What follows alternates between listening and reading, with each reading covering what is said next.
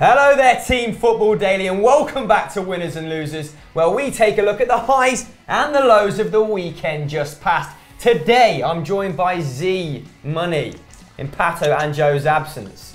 Yeah, so looking forward to the comments below. However, as if this episode wasn't special enough, Zach, we're doing it in conjunction with our mates over at BetBull. Indeed, and they're we are. giving you, yes, you, the chance to win £100 and a pair of football boots. To find out how that is going down, you're going to have to stay tuned until the end of the episode. Let's dive straight in, Zach. Let's. Who are our first winners this week? Our first winners, Christopher, are Manchester City after they beat Bournemouth away 2-1. As expected, City dominated the match, 70% possession, 19 shots to 9 and 87% pass success. City have now gone 11 Premier League games without defeat for the first time since September 2015. They've won 8 and they've drawn 3. A whole 18 months. Indeed. Impressive. Bournemouth, though, went up 1-0 in under 15 minutes with a screamer of a volley from Daniels. Have you seen it, Chris? What is he doing taking that on from outside It's ridiculous. the box? That is outrageous. If that doesn't fly in, Eddie Howe's losing his head. Mate, Vincent Kompany after the match was just singing his praises. Jesus, though, scored 10 minutes later. He has now been directly involved in 12 goals in his last 11 Premier League starts for City. That's 8 goals and 4 assists. The man, the Brazilian, is on fire. With only 5 minutes added extra time, though, Raheem Sterling scored the winner in the 97th Secured them points minute. yet again. He did so against Everton as well, yes, didn't he? Did. He even scored the winner last season against Bournemouth too. But he was sent off. He was. Which is a bit sad as well. It was for like celebrating his goal. Yeah. And if you can't do that now, like, I mean, come I think on. this has been talked about enough, so let's not get bogged down in the whole sending off situation, as well as the Sergio Aguero assault incident, which has subsequently been dropped. Rubbish. Let's touch upon Bournemouth, because they gave a really battling team performance, didn't they? They put in a combined 20 tackles altogether, which shows you everyone was putting themselves about. And Josh King, who gave a virtuoso performance, he completed 6 dribbles on the night, which is more than any other player on the pitch. A pretty impressive toll when you consider Manchester City's ridiculous front line. Shouts out to Begovic as well too, who made 6 saves on the night. That's 3 times more than Ederson in Manchester City's goal. Now, Eddie Howe, they went behind, didn't they? Josh King also hit the post. He'll be a little bit disappointed they've not taken more from this game. In fact, since the start of the 2015-16 season, only West Ham have dropped more points from winning positions than Eddie Howe's Cherries. That's 41 to 39. Oh my. So he'll be asking himself, what have we got to do to retain these leads? However, Sergio Aguero wasn't at the races. He could have had a couple when he came on, and he's failed to score now for the first time in a Premier League away game since February, which was also against Bournemouth. That's a ridiculous stat. That is. But then again, the guy is a machine. But it was left to Raheem Sterling yet again to secure the points for the citizens, as you touched upon, in very dramatic fashion at the death. He was sent off. That doesn't matter. What does matter is that Manchester City have offered £30 million and Raheem Sterling apparently this morning for Alexis Sanchez. I think that's much more than Arsenal are entitled to, given he has 12 months left on his contract. Would you take that deal, football fans? Let us know in the poll floating somewhere above my bonds. Take it. Just take it. We head up north for our first loser now, Chris, and it comes from Taylor Morey 4 on Twitter. Thank you very much, mate. But Chris, who is our first loser? Oh my goodness, it has to be Arsenal after the disgraceful performance they put in away to Liverpool, where they lost 4-0, absolutely trounced by Jurgen Klopp's men. I think the scoreline was actually flattering. But what's the writing on the wall from the get-go, Zacharias? Liverpool excelled against the top 6 last season, winning 20 points from 10 Premier League away matches. That's more than any other club. By comparison, since 2013, Arsenal have only managed 2 away wins in 21 games to the top 6, losing 16 times. 16 times. That's mad. Just to reiterate, that's only from 2013 onwards. My God. But yes, goals from Firmino, Mane, Salah and Sturridge meant that half of Arsenal's 8 Premier League defeats by deficits of 4 goals or more have now come at the hands of Liverpool. Positive aspects for the Gooners? Absolutely none. Arsenal didn't attempt a single shot on target in this game for the first time since October 2014. Now Liverpool, by comparison, had 10 shots on target from 18 efforts. That's impressive. Zacharias, the defending was absolutely shambolic, wasn't it? Terrible. To put it into some context, there was just 12 seconds between Arsenal's corner and Mo Salah's breakaway goal. He is such a gas man. Walk like an Egyptian. Okay, look. Arsenal have now conceded 8 goals in 3 games, the second most in the Premier League behind West Ham. The poorest West Ham. Indeed. Puzzling, it was really puzzling in fact, when we saw that Lacazette, their big money signing, was left on the bench when people that have just come back from injury like Alexis Sanchez and even Oxlade-Chamberlain, who's basically set to join Chelsea, started and he wasn't even there. In front of Kolasinac. So you've got 2 players there who might be leaving this week, whose departures are imminent, and they're starting over 2 new recruits. Baffling. What is Arsene Wenger doing? But let's go back to Liverpool. Sadio Mane has now scored in all 3 of Liverpool's opening games. He's only the 3rd player to do so in their history, and he's not in bad company. Go on, tell me him. Robbie Fowler and Daniel Sturridge. Ooh.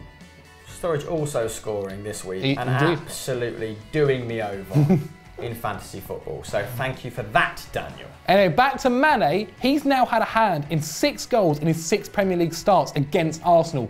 4 goals and 2 assists. It's not bad at all. That's quality. But his partner, Firmino, has also scored 4 in 5 games against the Gunners. So it's basically a party for their front 3 whenever they play Arsenal. Basically, and things are getting even better for Liverpool fans as they have just secured Naby Keita from RB Leipzig. A signing, albeit they have to wait a year. He's basically on loan for a year. In action. If they sign Lamar as well, then what a stinking week for them. They're just trolling Arsenal. Anyway, let us know how you think Arsenal will fare this season and how Liverpool will fare this season in the comments below.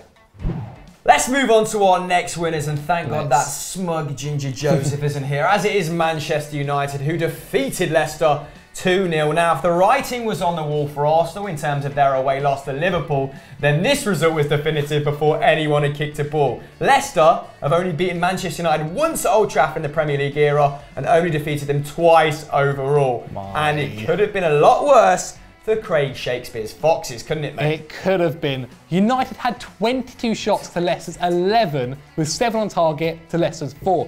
They did, though, play against a very compact defence. United attempted more crosses than any other team in the Premier League this past weekend. Yeah, as a result, With 39, only 9 completed, but getting 1 assist from that. Paul Pogba, yet again, though, was the main man. The Frenchman was awarded man of the match. He completed 4 dribbles. He made 93 passes with an 88% pass accuracy. An all-action performance. Yes. Though we go to another man, an Armenian, Henrik Mkhitaryan, with his 5th assist already from a corner.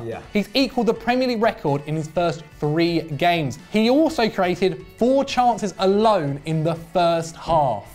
Yeah, what an absolute boss. He's having a great start to the season, isn't he? But as you said, Leicester sat very deep all game, and this allowed Paul Pogba to get off a lot of shots, and they were very fortunate that one of those didn't fly in. He actually got 6 off in total. However, Craig Shakespeare's plan did deny Juan Mata and Anthony Martial a lot of space in the box, 2 players who are very elusive normally.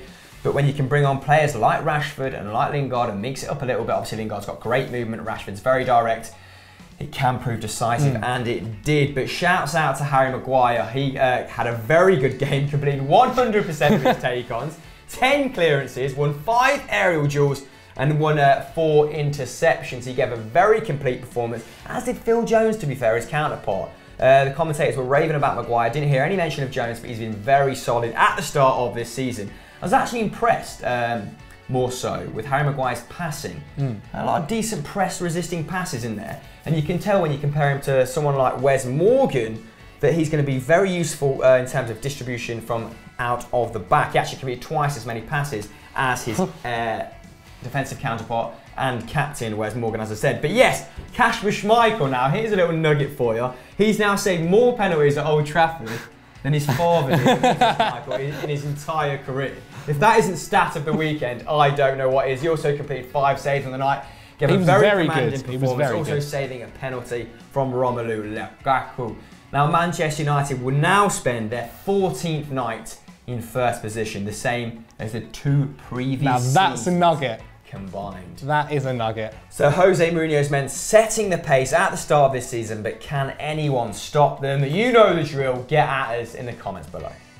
We head to Geordieland next and to our next losers who are in abysmal form. Chris? Yeah. Who are they? This actually comes from a West Ham fan on Twitter. WHUFC_Will,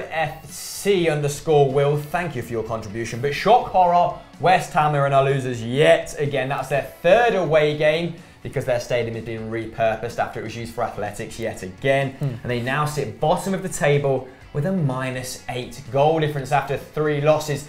Ominous signs for Slavan Bilic's men. Their opponents, Newcastle, hadn't scored a Premier League goal until West Ham were there to lend them a helping hand during this game. Now, the away side were they were definitely relying on Javier Hernandez coming into this game, the only one of their players who showed any danger of putting together some consistent form so far during the start of this season. He scored 2 goals already. And despite actually getting 3 in his last 4 against the Toon Army, failed to find the net despite having 2 shots on target. Now, despite being away from home, West Ham actually dominated proceedings with 62% of their possession and completed a lot more passes than than Newcastle, sorry. Newcastle playing a little bit of a direct game, bombarding West Ham's box with crosses. And Ogbonna actually struggled against new boy Joselu, whose goal was a little bit fortuitous. But he took it quite well. Ogbonna actually won 0 of his aerial duels against the Spaniard, who won 4. Now, Zacharias, more prevalently, could Slavan Bilic be the first man to lose his job in this Premier League season? Because he's been given a certain amount of games to save his job, has he not? Yes. Well, apparently the 2 chairmen have gone to the training ground to speak to Bilic and have given him 4 games to keep his job. Ooh, sounds very specific, almost like it's just paper chat that we're peddling. Well, if you think that's paper chat, listen to this. Go on. Him and Crystal Palace manager De Boer are now the front runners on who could be sacked. Pretty obvious, after apparently De Boer has lost the changing room within 3 months of being manager. I mean, that'd be pretty impressive from him and pretty unprofessional of his players. Well, he did do it at Inter Milan last season, that's all I'm saying. Oh yeah, and he couldn't have had an easier start to his tenure in the Premier League, could he? So let's see how that if one of those gets the axe first, but yeah. But look, we could also be in a little bit too harsh on Bilic here. He hasn't had the best transfer window. In all honesty, it's been abysmal. And he's given a 29-year-old 3 years on 140k a week, which is not best advised. Well, we said he got his top 4 targets, so not much sympathy from me on that front. But guys, will one of these sides get relegated? West Ham or Crystal Palace? Let us know in the comments below. Our last winners, mysteriously enough, were sent in by Zach Gelab, aka the Llama, aka the Pot Noodle, as his beloved Chelsea ran out 2-0 victors over Ronald Koeman's functional, boring Everton side. Tell me more, please. Yes, the Blues have now made it 23 games at home unbeaten in the Premier League versus Everton. Their last loss was in November 1994. I wasn't even born. Fonder time. As expected though, Chelsea dominated. They had 18 shots to 7, 7 on target and 57% possession. But there was one Spaniard who ran the game, Cesc Fabregas. He got man of the match. He had 100% shot accuracy. He did only have 2 shots on target, but still, he had 83% pass success. He had the most possession of anyone on the pitch and a goal to boot. He has now had a hand in 14 goals in his last 13 Premier League appearances at Stamford Bridge. 5 goals and 9 assists. Though, there was another Spaniard who was on fire. Alvaro Morata, he made it 2-0 and got an assist for Fabregas' goal, meaning he now is the first player in Premier League history to both score and assist in a goal in each of the first 2 home games. Yet the Spaniard is on fire, and Chelsea are also on fire too, especially when they go 2 goals or up before half-time. They've won 109 of their 112 Premier League games when that's happened. Conversely, Everton have never won a Premier League game where there have been 2 or more goals behind at half-time. A lack of guts there from the Toffees, drawing 4 and losing 45. And it doesn't help when your front 2 were as ineffective as Sandro Ramirez and Gylfi Sigurdsson were as well, managing just 2 shots between them, only 36 passes, and they're also dispossessed a combined 3 times. Now, Everton only had 3 touches as well in the opposition box, before the 85th minute. That gives you a clear indication of this game. In fact, in the final 5 minutes, they had 4. So they threatened when time had run out. Everton have now conceded 10 goals against Chelsea under manager Ronald Koeman. More than twice as many against any other side during his tenure. And the Dutchman might be losing one of his players to the Chelseas too, as the Blues look set to bid at least for Ross Barkley. Now, would you prefer him to Danny Drinkwater? Oh, yes, I would, mate. You know, superlative centre midfielder. Not Danny Drinkwater. There you go, not Danny Drinkwater. Who do you prefer? Let us know in the comments below. And we stay in London for our last losers, but who are they, Christopher? Well, it is obviously Tottenham after they threw away their 1-0 lead against Burnley. As striker Chris Wood, the most Brexit signing of this transfer window, levelled matters in the 90th minute. But stay tuned, because after this section, I'm going to tell you how you can be a winner. Oh, segue with our mates BetBull, who are giving away a £100 windfall and a brand spanking new pair of football boots of your choice, people. Goodies. Anyway, let's dive straight back in to Tottenham as they dominated proceedings with 28 shots to 13, also having as much as 70% possession. However, Burnley, as you'd expect from a Sean Dyche side, camped in their own half, put in an all-action rear guard performance, blocking 17 shots, winning 27 aerial duels and completing 16 tackles as a unit. Again, the Clarets more than the sum of their parts, aren't they? Spurs actually failed to beat Burnley in a home league game for the first time since the year of John Babb's birth, 1974. That is a reflection of how poor this result is. Yes. They're the sort of results that, you know, in the running could cost you the title. But anyway, forget about that. Overly pessimistic. But yes, Burnley, conversely, this is a very positive, let's end this section on a very positive note, remain unbeaten in the Premier League, and they've been away to Chelsea and away to Tottenham now. Very, very impressive from the Ginger Mourinho. But one man that flattered to deceive yet again in August. Yes. I'm bored of this stat. I think it's terrible. I just want him to score so Joe can shut up talking about it. Look, Harry Kane has again failed to score in August, as we said, in a Premier League match. That's 13 games now, despite having 42 shots in those games. Wow. Tottenham have now dropped their first points after going ahead in a league game since losing to Chelsea, a 2-1 defeat back in November 2016. Ooh. They had won 24 consecutive matches when they had taken the lead since then. Dele Alli has never ended as well on a losing side in a Premier League match in which he has scored. It continues. That's a better fact for him. Spurs' next game at Wembley isn't until the 13th of September against Borussia Dortmund in the Champions League. The question at home is, will they ever win at home?